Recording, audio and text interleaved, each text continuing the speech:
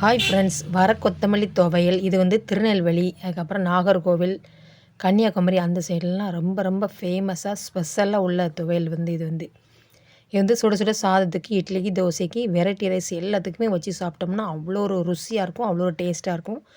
வர கொத்தமல்லி துவையலுக்கு தேவையான பொருட்கள் 50 கிராம் கொத்தமல்லி, ஒரு சிரட்டையில், அதுக்கப்புறம் தேங்காய் பத்து வந்து 2 சில் தேங்காய் அளவு இருக்கும். அப்புறம் 5 காய்ந்த மிளகாய், 7 பல் பூண்டு வந்து தோல் உரித்து வச்சுக்கோங்க.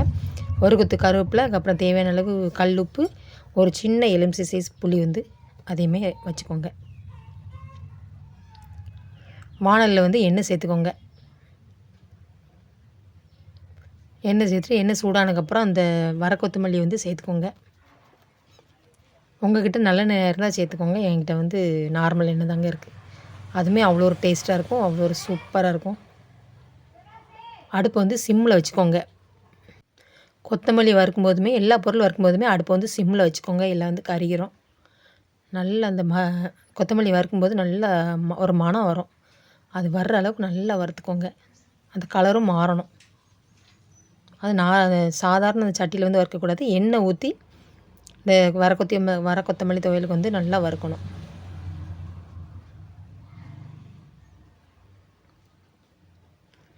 வர கொத்தமல்லி வந்து உடம்புக்கு ரொம்ப ரொம்ப நல்லது. குமட்டல், அதுக்கப்புறம் வயிற்று பிரச்சனைகளுக்கெல்லாம் ரொம்ப ரொம்ப நல்லது. கட்டாயம் சாப்பாட்டில் சேர்த்துக்கோங்க. இந்த மாதிரி துவையல் அரைச்சி சாப்பிட்டாலுமே அவ்வளோ ஒரு டேஸ்ட்டாக, அவ்வளோ ஒரு சூப்பராக இருக்கும். உடம்புக்கு வந்து ரொம்ப ரொம்ப ஹெல்த்தியானது. அதுக்கப்புறம் காய்ந்த மிளகாய் சேர்த்துக்கோங்க. நான் வந்து 5 காய்ந்த மிளகாய் சேர்த்துருக்கேன். உங்களுக்கு எந்த அளவுக்கு காரம் தேவையோ நீங்கள் அந்தளவுக்கு வந்து காய்ந்த மிளகாய் சேர்த்துக்கோங்க.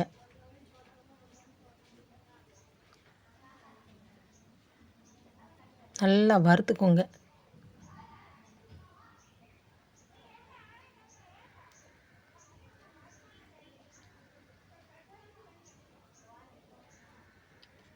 பூண்டையுமே சேர்த்துக்கோங்க.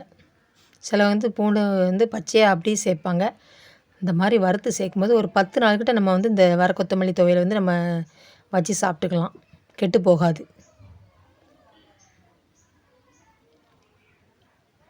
இதையுமே நல்லா வறுத்துக்கோங்க.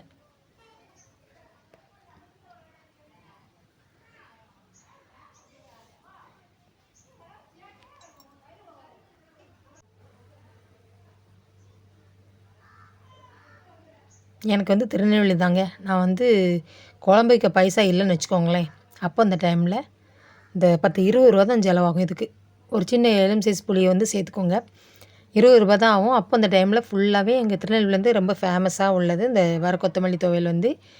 அப்போ அந்த டைமில் வந்து 20 ரூபாய்க்கு கொத்தமல்லி, அப்புறம் வத்தலை, தேங்காயெல்லாம் வாங்கி இதை தாங்க நான் வந்து ஒரு நாள் ஃபுல்லாக வந்து ஒப்பேத்தி விடுவோம்.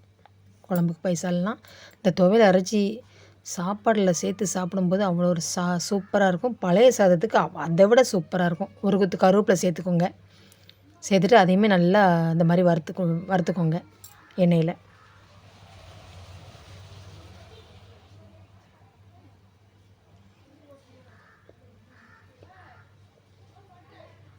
கல்லுப்பு சேர்த்துக்கோங்க.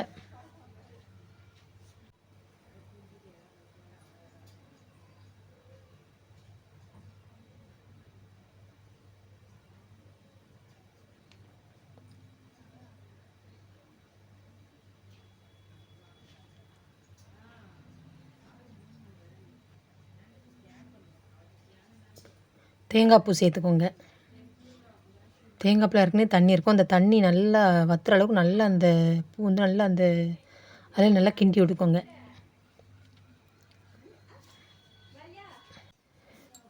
தேங்காய் வந்து அந்த எண்ணெயிலே நல்லா வறுக்க அந்த கலரும் கொஞ்சம் மாறும். அதுக்கப்புறம் அந்த மணம் நல்லா மணக்கும். அந்த தேங்காய் வறுக்க அந்த மணம் வந்து நமக்கே தெரியும்.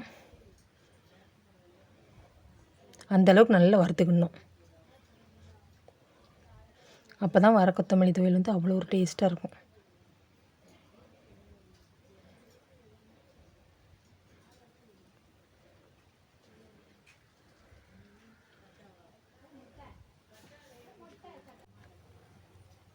வெளியூருக்கு நம்ம எங்கேயாவது போனோம்னா அப்போ வந்து இந்த வர கொத்தமல்லி துவையல் வந்து கொண்டு போய்க்கலாம். நல்லா சாப்பிட்றதுக்கு அவ்வளோ ஒரு டேஸ்ட்டாக இருக்கும்.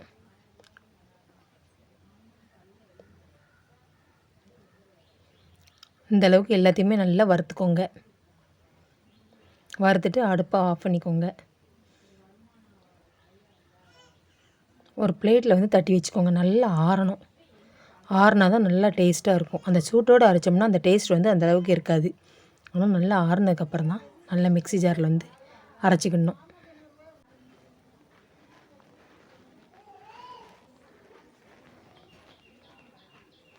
மிக்ஸி ஜாரில் வந்து எல்லாத்தையும் சேர்த்துக்கோங்க. நான் வந்து வறுக்கும்போது அது காம்போடு சேர்த்து தான் வறுத்தேன். ஆனால் அரைக்கும்போது இந்த காம்பை ஃபுல்லாக தூர நீக்கிட்டு அதுக்கப்புறம் தான் அரைக்க ஆரம்பித்தேன்.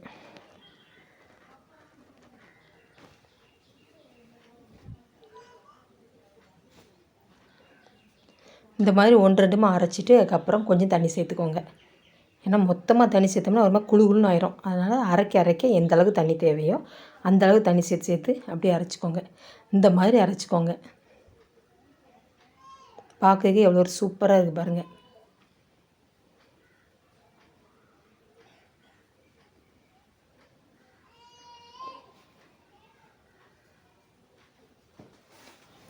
சூப்பரான டேஸ்டியான அருமையான கொத்தமல்லி துவையல் ரெடி. நாங்கள் வந்து கொத்தமல்லி துவையல் தான் சொல்லுவோம் இருந்தாலுமே. ஆனால் பார்க்கறதுக்கே எவ்வளோ ஒரு சூப்பராக இருக்குது பாருங்கள். நீங்களும் கட்டாயம் இது மாதிரி செஞ்சு பாருங்கள். செஞ்சு பார்த்துட்டு கமெண்டில் கட்டாயம் சொல்லுங்கள். வாங்க பழைய கஞ்சிக்கு வந்து எப்படி இருக்குன்னு பார்ப்போம். நாங்கள் வந்து பழைய கஞ்சி தான் சொல்லுவோம். திருநெல்வேலியில் வந்து நாங்கள் வந்து பழைய சாதம் சொல்ல மாட்டோம், கஞ்சின்னு தான் சொல்லுவோம். இந்த தண்ணி ஊற்றி அந்த ஒரு குத்து கஞ்சி வாயில் வச்சுட்டு அதுக்கப்புறம் அந்த கொத்தமல்லி துவையலை எடுத்து சாப்பிடும்போது அடடா சொல்லதுக்கு வார்த்தையே இல்லை. அந்தளவுக்கு தேனாமிர்தமாக அவ்வளோ ஒரு சூப்பராக அருமையாக இருக்கும் இருந்தது. அவ்வளோ அருமையாக இருந்தது சாப்பிட. அள்ளி சாப்பிட எனக்கு நிப்பாட்டுறதுக்கு விருப்பமே இல்லை. ஆனால் அந்த துவையல் வந்து அவ்வளோ ஒரு சூப்பராக இருந்தது. கொத்தமல்லி துவையல் வந்து அவ்வளோ ஒரு டேஸ்ட்டாக இருந்தது. பாருங்களேன், நீங்களே பாருங்களேன், உங்களுக்கே வாய் வரும். எனக்கு அந்தளவுக்கு அவ்வளோ ஒரு அருமையாக இருந்தது. ஃபுல்லாக நானே சாப்பிட்டேன். அவ்வளோ ஒரு டேஸ்ட்டாக இருந்தது.